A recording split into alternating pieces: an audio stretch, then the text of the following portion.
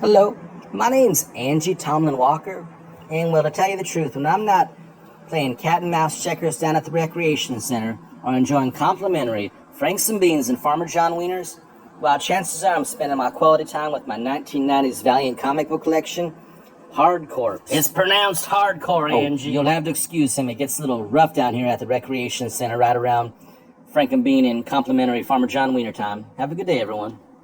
Praise our critics at time of release. Ivy Award, to say the least. Eisner Award nominee. Cover one by Jim Lee. Shakespeare Gunslinger and Flatlines the Ringer. Reading hardcore.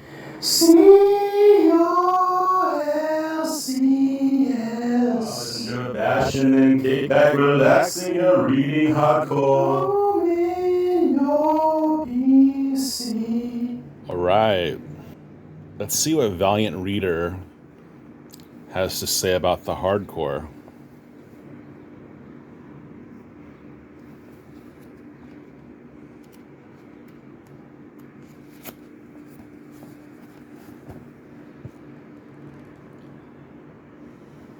The H.A.R.D.Corps, members of the secret paramilitary organization, the cyborg soldiers of the H.A.R.D.Corps have use of amazing powers, but the cost is their freedom.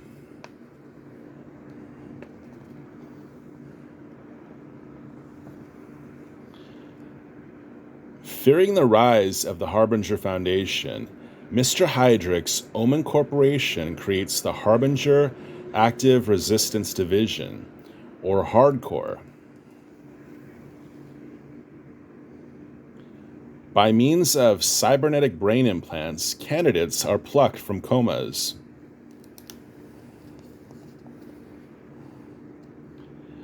These same implants can stimulate portions of the brain, reproducing the psionic powers of certain harbingers. In battle, the H.A.R.D.Corps operatives, called cyborgs, can call for harbinger powers one at a time.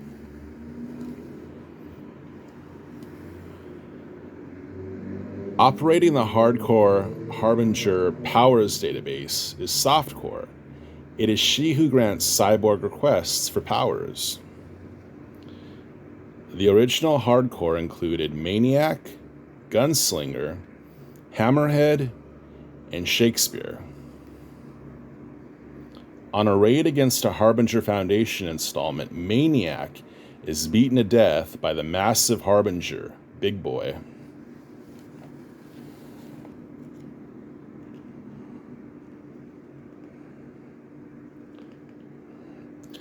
Despite the perilous nature of the job, more cyborgs join the ranks, including Superstar and Flatline.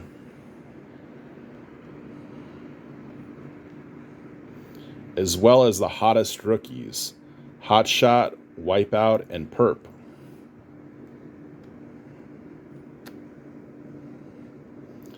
In addition to fighting Harbinger forces, they have even battled spider aliens. Any enemy of humanity is an enemy of the H.A.R.D.Corps. But it is not the joy of battle that motivates these men and women. Should they forsake their duty, Omen will return them to their coma state. In the months to come, they shall test the limits of their freedom and be forced to watch as death takes another of their ranks.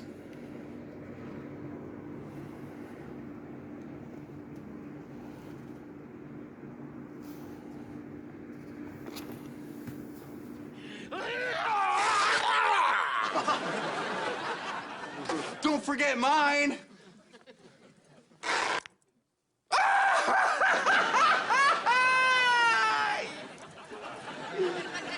To the outside, into the far turn. It is Red Lightning in front by a length and a quarter. Little Arnie is second by half a length. Ivy is third, and the horse is down. It is Red Lightning at the head of the stretch. This is from Harbinger 10 from October of 1992. October of 92 would be the last month that Valiant would use their classic noble stoic typeface in their Valiant logo. Going forward, they would use a more obvious and bold type of font.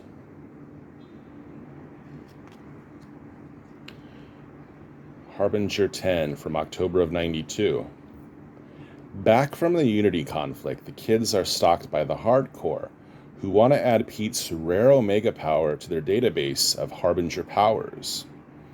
Unaware of their pursuit, the kids meet a latent Harbinger named H.A.R.D.Corps, who wants nothing to do with them.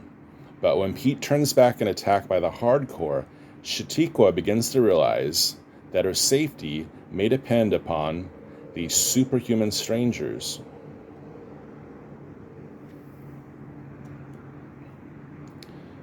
This is Harbinger issue 11 from November of 1992. When Zeppelin is away, Pete, Chris, and Flamingo are kidnapped by the H.A.R.D.Corps. Now it is up to Zeppelin and H.A.R.D.Corps to save their captive friends. Tracking their friends to a secret H.A.R.D.Corps base, Zeppelin frees the others, while H.A.R.D.Corps provides an explosive diversion at a munitions depot. During the ensuing battle, Pete releases H.A.R.D.Corps' hyperspeed power, allowing her to go head-on with Maniac. May I help you? What? May I help you? You don't have to scream. We're here to see Mr. Hilhurst. This is the front gate. Yo, nice hair. Is that a supercut? All right, let him through. Okay, all clear. Go ahead. Peace, my brother. Hey, check out some extensions.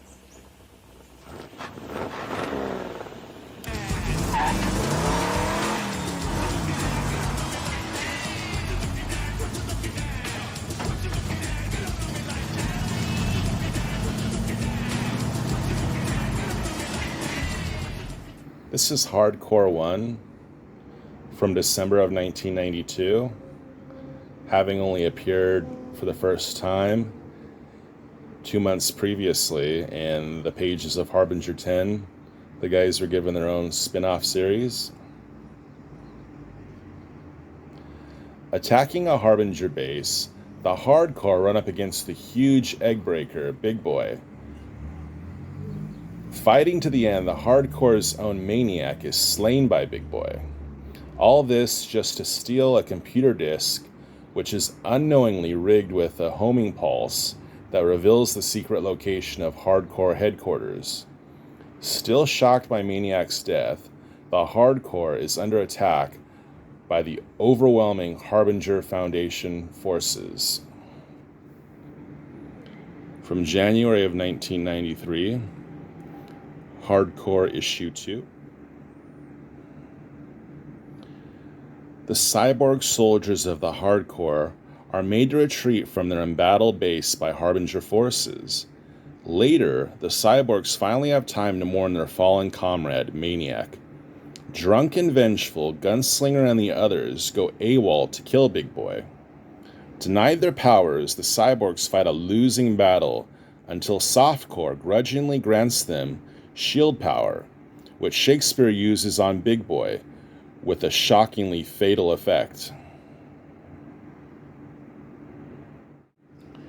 Here's issue 3 from February 1993.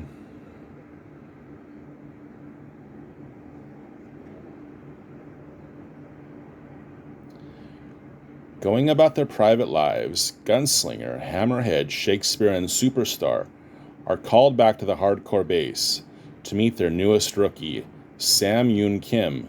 Sam joins the others on a training exercise through a deadly obstacle course, where he shows more concern for his teammates than for completing the mission. With a begrudging welcome, they christen their new teammate, Flatline.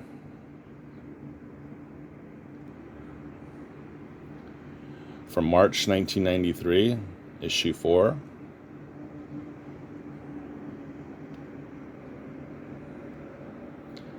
Flatline joins the team for his first mission, the objective to stop a Harbinger gold shipment.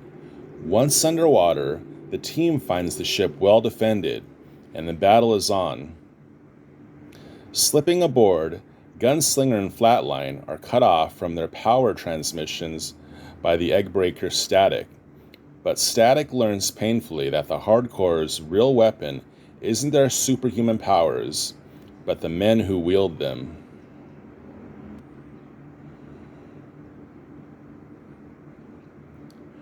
From April 1993, issue number 5. By David Michelini, Bob Layton, Bernard Chang, and Tom Ryder. The H.A.R.D.Corps must track down Bloodshot to determine if he is a Harbinger, but Bloodshot is on a trail of his own, and by the time the cyborgs find him, Bloodshot is knee-deep in battle with the mob. Teaming up with a nanite-empowered hero, the H.A.R.D.Corps and Bloodshot make short work of the bad guys and part as friends. From May of 1993, issue 6. By David Michelini, Mike Leake, and Tom Ryder. While visiting a friend in the North Woods, Shakespeare is kidnapped by spider aliens. Hammerhead arrives on the scene to investigate, and together they battle their way through the blood-sucking aliens. When they attempt to rescue Shakespeare's friend, they find he was no prisoner at all, but a willing collaborator with the aliens. From June of 1993, issue 7. By David Michelini, Mike Leake, and Tom Ryder. When it becomes clear that Shakespeare and Hammerhead are in trouble, Gunslinger abandons another mission to mount a rescue. In a pitched battle through the woods, the cyborgs manage to destroy both the aliens and their base. Meanwhile, their original mission is handed over to the rookies, Hotshot, Perp, and Wipeout. From July of 1993, issue 8. By David Michelini, Mike Leake, and Tom Ryder. Harada has made arrangements to buy Estonia, his first step in construction of a new aerospace factory. The H.A.R.D.Corps rookies are sent to stop Harada's plan, and they fail in their first attempt. The more experienced cyborgs arrive, and working together with the rookies, they take out Harada's factory. Here's issue 9 from August of 93.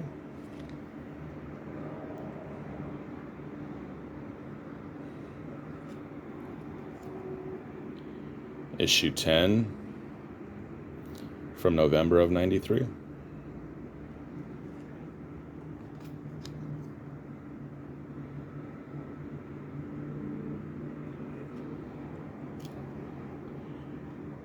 Issue 11 from October of 93.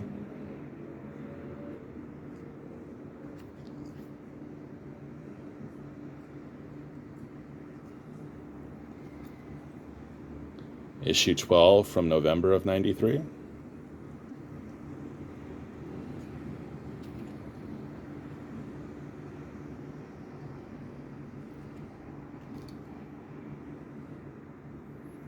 Issue 13 from December of 93.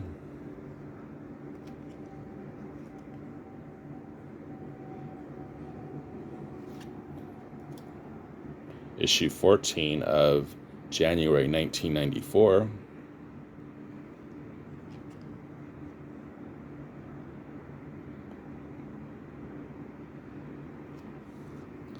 And issue 15 from February of 94.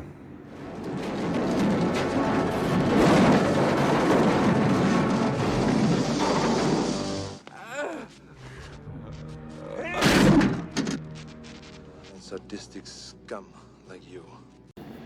Let's see what was going on in Valiant Comics right around this time in 1992. This Harbinger 10 is dated October but chances are it was out more like August of 1992. Final appearance of that original logo, and then no more as of November of that year. So let's have a little flip through. It's on the memory lane. Story by Jim Shooter and David Lapham. Inked by Gonzalo Mayo. Colored by Maurice Fontenot.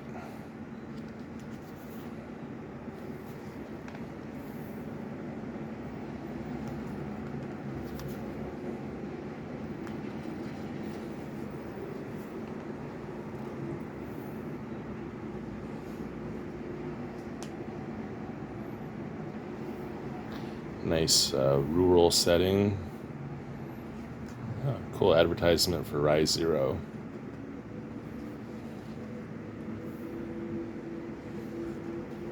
I think by then they'd almost completely gone to this sort of glossier magazine stock. I know they moved the printing production right around this time as well. Palladium books, kind of a common ad at that time.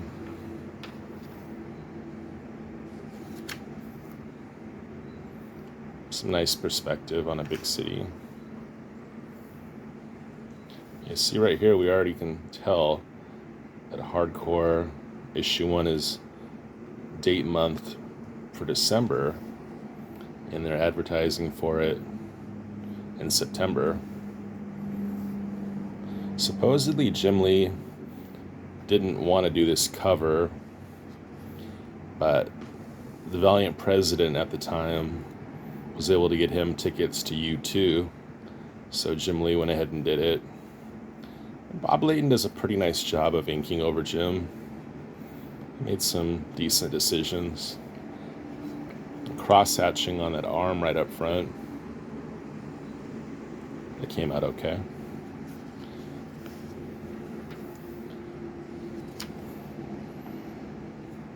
Wizard issue 14. It was issue 7 that spotlighted Exo-Man of War, which was kind of a big deal for Valiant.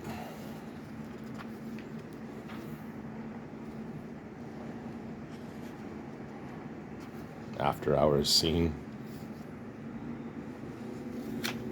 A Dark Horse Comics ad.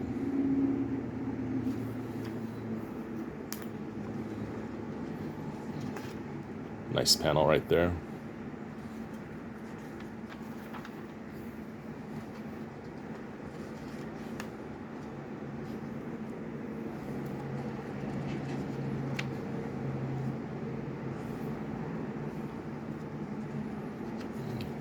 This was Jim Shooter's editorial column that he did the entire stay he had at Valiant. And those are the people who are running the show at this point. Let's take a closer look at them in a minute.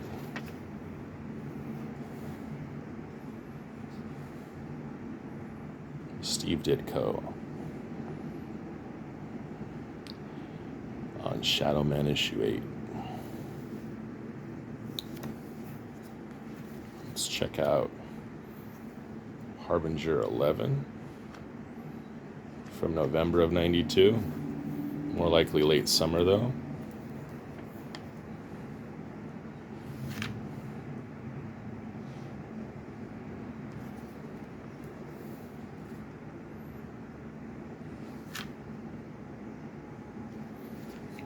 It's Maurice Fontenot. Coloring is really nice. So bright. They weren't afraid of the white borders.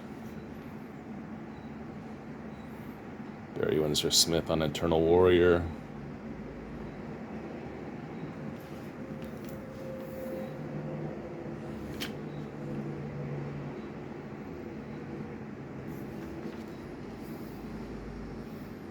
They meet this young girl, and Harada's onto her, sending the Harbingers to recruit her. More palladium ads.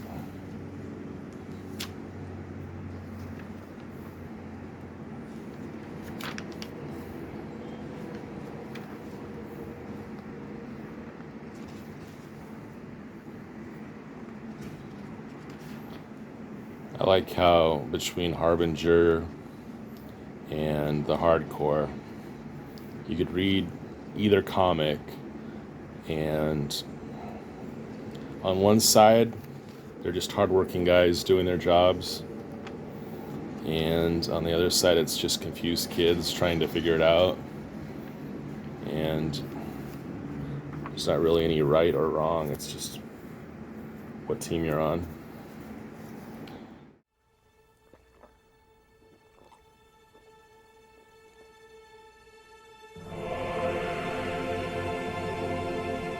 How is it, Jan? Tell us. It's beautiful.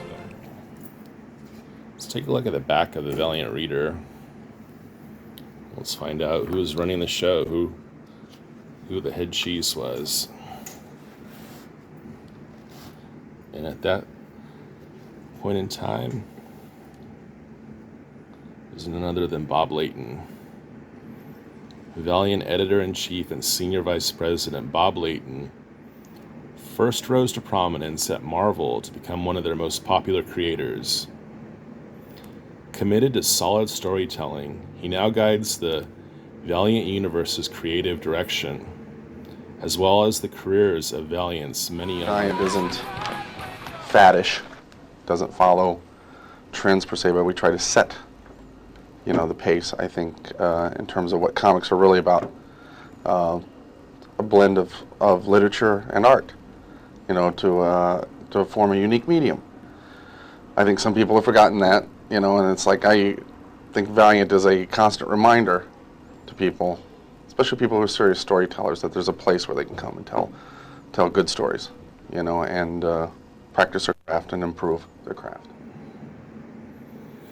Valiant publisher and CEO Stephen J. Mazarski began his career in the entertainment business as both a manager and attorney representing rock groups such as the Allman Brothers Band and Aerosmith. As a founder of Voyager Communications, he has led the meteoric rise of Valiant, setting new standards of quality in comics. I got into comics because it was a logical next step in my career. It started with the idea of doing a live touring show based on comic book characters. I had a license from another company to do that show, and then it turned out that I saw a real need in the industry, that people were marketing comics like periodicals or marketing like collectibles, but people had stopped marketing comics like entertainment. Valiant Vice President John Hartz has been working in comics since 1976. In those 17 years, he has sold, packed, distributed, colored, written, and marketed comics. This comics Renaissance man's thorough understanding of the industry helped engineer Valiant's rise. People say, well, Valiant has a house style. Well, it's not really a house style. When you take a look at it, it's a bunch of guys who do more traditional kinds of storytelling. And what I mean by that is that most of these guys are my age or younger, but we all grew up reading Jack Kirby and Stan Lee comics that, or some Superman and Batman comics that really excited us as kids. And what we've done is we haven't come up with anything new. We haven't come up with a house style. We've gone back to traditional storytelling methods. Valiant executive editor Kevin Van Hook was a freelance writer-artist before joining us as a production manager. He is now second in command in the editorial department, as well as one of the most respected of the Valiant writers. Our biggest concentration is on trying to get storytelling back to what it was a few years ago, where the emphasis was on a writer and a penciler working together to come up with a union that made sense, something that is greater than the sum of its parts. Valiant Vice President of Special Products, Creative Director Don Perlin spent 17 years at Marvel before coming to Valiant. As an editor, he passes his storytelling skills on to many new artists. I'm Don Perlin, editor of Shadow Man, penciler of Time Walker, and creative director of Valiant Comics. It'll be penciled by Don Perlin, one of the finest storytellers in the industry, a 40-year veteran. Valiant editor and former basketball coach Mark Moretti started out penciling early Valiant comics. Coach currently writes, pencils, and delivers candid, incisive criticisms as an editor. Here is the editorial coordinator, Tony Bedard, serves as traffic manager of Valiant's creators. Best to resist the common trend that you see out there, where the story's kind of pitched by the side, where pages are built just on one cool shot of a character and everything else is sort of secondary. And what we're trying to do is show that you can get by telling a story where the events in it matter, where there's some sort of a progression with the character. Why? Computer graphics designer Simon Erich helped keep our look on the cutting edge of design.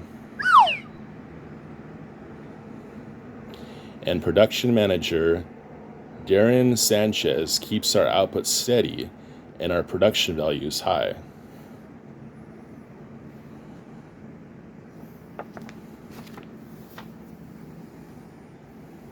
This looks really good. Damn good.